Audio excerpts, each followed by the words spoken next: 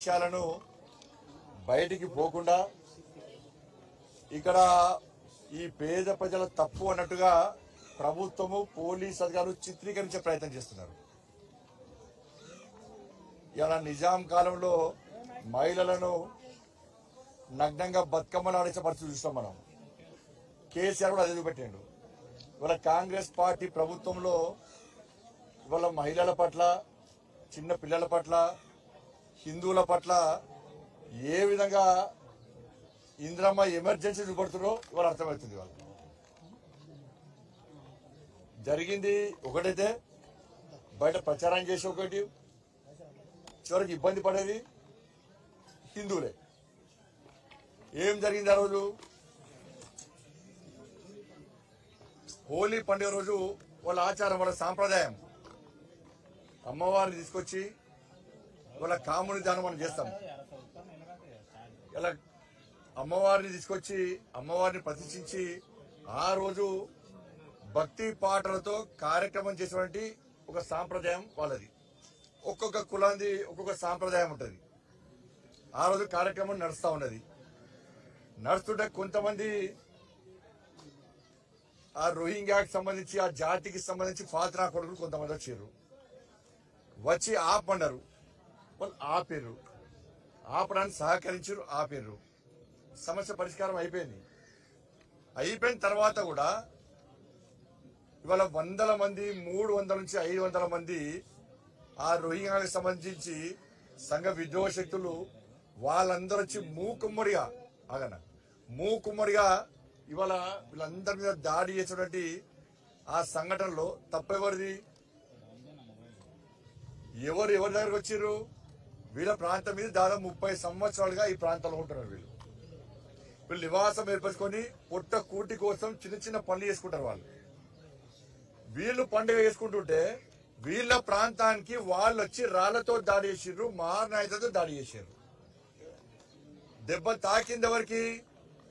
ఇక్కడ రూప అనేటువంటి ఆ మహిళకు దెబ్బ తాకింది. సమ్మక్క అనేటువంటి మహిళ దెబ్బ జరిగింది.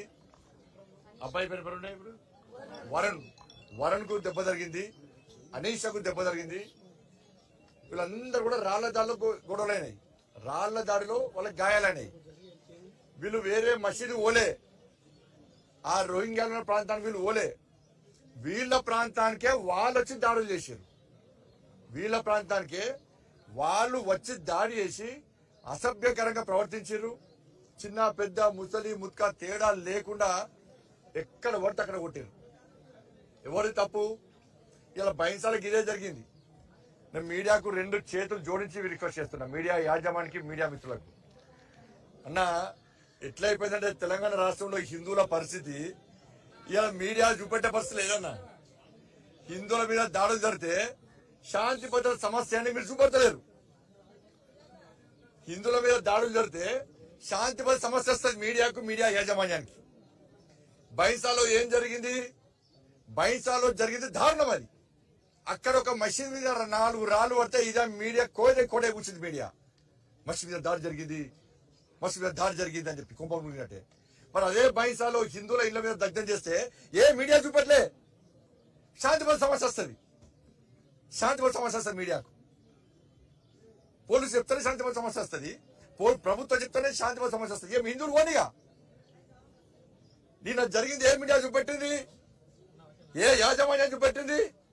కోట్ల రూపాయలు వీళ్ళ దగ్గర ఉన్నా, డబ్బులు వాళ్ళేమన్నా, కోటీశ్వర్ల వాళ్ళేమన్నా, గవర్నమెంట్ జాబ్ చేస్తున్న వాళ్ళేమన్నా, ప్రైవేట్ జాబ్ చేస్తున్న వాళ్ళేమన్నా, బిల్డింగ్ కట్టుకుంటారు వాళ్ళేమన్నా, పొట్ట కూటి కోసం కూలి పని చేసుకుంటారు వాళ్ళు.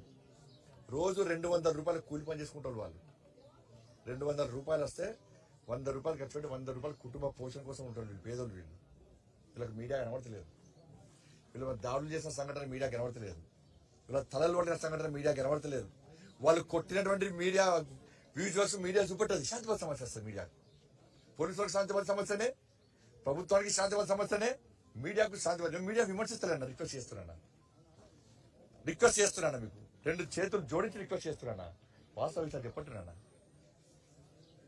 కర్ణాటకలో చిన్న సంఘటనను దేశం మొత్తం కూడే కూర్చుందన్న. ఇలా వాళ్ళు వచ్చి కొట్టింది వీళ్ళను, దాంట్లో మొత్తం గాయపడ్డది వీళ్ళు. ఈమె గర్భవతి, వీళ్ళ భర్తను తీసుకుపోతుంటే ఏంది అని అడిగినందుకు ఆయన గొడవలు గుంజుకుపోయారు. ఇన్ను ఒక్కసారి చెప్పుతారు ఏమైందో. మా ఆయనకి తీసుకోపోతే నేను ఎందుకు తీసుకోపోతురు అని అడిగితే నా కాళ్ళు చేతులు మొత్తం గుంజుకొని ఎట్లా అంటే అట్లా పట్టుకొని గుంజుకొని పోయి పిఎస్ లో ఎట్లా అంటే అట్లా దొబ్బుతారు సార్. అయితే ఎందుకు సార్ ఎందుకు అని చేస్తున్నారు అట్లా.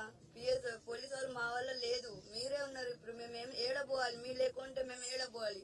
వాళ్ళు చంపేస్తే చచ్చిపోవాలి సార్ అవుతుంది. మాకు ఎవరు లేరు, మాకు ముందు వెనుక ఎవరు లేరు. ఇప్పుడు మాకు చూసేది మీరే. ఇప్పుడు నువ్వు చెప్పమ్మా దేవికేనా. ఇంకా చిన్న చిన్న పిల్లలు ఉన్నారు మా దగ్గర.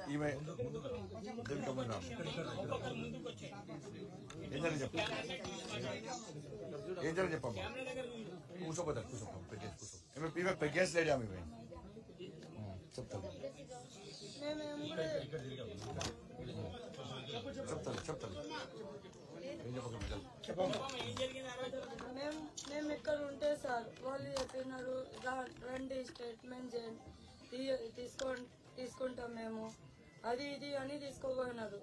మేము పోయినాక అక్కడ కూర్చోబెట్టినారు. కూర్చోబెట్టి ఇక్కడ అక్కడ తిరుగుతూనే ఉన్నారు.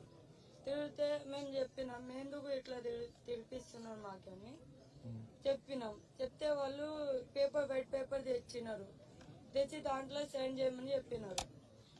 మేము చెప్పినాం అది స్టేట్మెంట్ చెప్పండి, దాని తర్వాత మేము చెప్తామని సైన్ చేస్తామని చెప్పినాం. చెప్తే వాళ్ళు ఏం చేసినారు, మాకి అందరికి గుంజుకోపోయినారు. గుంజుకోపోయి మొత్తం బండిలో పెట్టారు. దాని తర్వాత 8 మెంబర్స్ కి బండిలో ఊకోబెట్టిరు. మేము కూకం ఏడ తీసుకోపోతురు ఫస్ట్ చెప్పండి, దాని తర్వాతనే మేము పోతాము, అప్పటిదాకా మేము బండి ఎక్కాము అని చెప్తే మా దగ్గర నుంచి ఫోన్లు అవి గుంజుకోవడం జరిగింది. దాని తర్వాత మేము దిగిపోయినాం. దాని తర్వాత బలవంతంగా కూర్చోబెట్టినాక బోడుప్పల్ దాకా తీసుకొని పోయారు. బోడుప్పల్ నుంచి మళ్ళా టర్నింగ్ తీసుకొని మళ్ళా పిఎస్ కి తీసుకొని వచ్చి ఫస్ట్ ఈ దేవిక అనే ఆమెకి దింపి ఆమెకు కొట్టిరు. ఒక పోలీస్ ఆయన కొట్టినాక దాని తర్వాత నాకు దింపురు, నాకు కూడా గుంజుకొని పోయారు. దాని తర్వాత ప్రెగ్నెంట్ లేడీ కూడా చూడకుండా కాళ్ళు చేతులు పట్టుకొని గుంజుకొని తీసుకొని పోయారు. అలా అనీషా అనే లేడీ లోపల అనీషా అనే లేడీ అనీషా అనే ఒక మహిళ చిన్న బాబు ఆమెకు 1.5 year బాబు 1 year బాబు 1 year బాబు ఆమెకు ఆరోగ్యం బాగుండదు అన్న. ప్లీజ్ అన్న ఆ అనీషాకు 90% కాలిపోయింది. ఆమె 1 year పాప ఉన్నాడు, పాలు తాగుతాడు బాబు. ఆయమని కూడా తీసుకుపోయి ఆయమని రిమాండ్ చేసేది వాళ్ళు. జైల్లో ఉన్నప్పుడు ఆమె బేడి లేచి తీసుకుపోయి జైలు వేసాను. ఒకటే చెప్తున్నాను నేను, దాడి చేసింది ఎవరు? వాళ్ళు. దాడి చేసినప్పుడు చర్యలు తీసుకోవాల్సింది ఎవరి మీద? వాళ్ళ మీద తీసుకోవాలి. ఇలా ఏమైందంటే వాళ్ళు కొట్టినా మేము పడాలి, వాళ్ళు దాడులు చేసినా భరించాలి, వాళ్ళు చేసిన విధ్వంసం చేసినా భరించాల్సిందే, వాళ్ళు చంపినా చావాల్సిందే. ఏమైతే లాస్ట్ పోలీసు ఏం చేస్తారు? ఏదో ఆస్తి పంచుకున్నట్టే వీళ్ళ నలుగురిని వాళ్ళ నలుగురిని. పోలీస్ చట్టం ఏం చెప్తుంది? ఎవరు పేసుకొచ్చారు అంటే వాళ్ళ మహిళల ముందు మహిళలను కొడుతుంటే వాళ్ళ మొగోళ్ళు వచ్చారు, కాపాడుకునే ప్రయత్నం చేశారు. మొగోళ్ళని కొడుతుంటే మహిళలు వచ్చి కాపాడుకో దాంట్లో కొట్టుని అని నూకేస్తారా? మా వాళ్ళని చంపడం నూకేస్తారా వాళ్ళు? ఇలా వీడియో చూసి ఏర్పడతారా? మీకు వీడియో చూసి ఏర్పడతలేదా డిపార్ట్మెంట్ కు? ఎవరు రెచ్చికొట్టిర్రు? వీళ్ళున్నది 50 మంది, వాళ్ళు వచ్చింది 300 మంది. 300 మందిని 30 మంది కొడతారా? 30 మందిని 300 మంది కొడతారా? వీళ్ళ కాలనీకి వచ్చి వాళ్ళు దాడి చేసిరా? ఎవరు చేసిరు? అసలు కారకులు ఎవరు? నమాజ్ చేసుకుంటారు వద్దనవా? మేము వద్దనవా? Congress party minority declaration announce చేసింది అప్పుడు ఎలక్షన్స్ అప్పుడు. దానిలో డైరెక్ట్ ముస్లిం మైనార్టీ డిక్లరేషన్ అనౌన్స్ చేశారు, ఇండైరెక్ట్ హిందూ డిక్లరేషన్ కూడా అనౌన్స్ చేశారు. ఏంటంటే మేము మైనార్టీ డిక్లరేషన్ ఇచ్చేసినాం, మేము ఇక హిందువులను కాపాడే పరిస్థితి, మీ బతుకు మీరు బతకండి, మేము మైనార్టీలో కొమ్ము కాస్తామని చెప్పి కాంగ్రెస్ పార్టీ మైనార్టీ డిక్లరేషన్ చేసింది. కానీ ఆ సమయంలో ఆలోచించినటువంటి తెలంగాణలో హిందూ సమాజం ఆలోచించకపోవడం వల్లనే ఈ దాడులు.